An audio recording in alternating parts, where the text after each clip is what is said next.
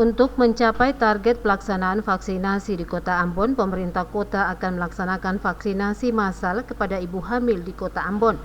Pelaksanaan vaksinasi bagi ibu hamil akan dilaksanakan pada tanggal 19 Agustus 2021 bertempat di Patimura Park. Sekretaris Kota Ambon Age Latuheru mengatakan ibu hamil saat ini sudah bisa divaksinasi. Ibu hamil yang bisa divaksin usia kandungannya harus sudah 13 minggu. Bagi masyarakat yang memiliki keluarga yang sedang hamil dapat memanfaatkan vaksinasi massal bagi ibu hamil yang dilakukan oleh pemerintah Kota Ambon. Tanggal 19 akan ada vaksinasi massal di Patimura Park yang melibatkan ibu-ibu hamil. Jadi ibu hamil sekarang sudah bisa divaksinasi dengan usia kandungan 13 bulan ke atas. Selain menyasar ibu hamil, pemerintah Kota Ambon juga telah melaksanakan vaksinasi bagi anak di kota ini. Frida Raiman, Hamjatomia melaporkan.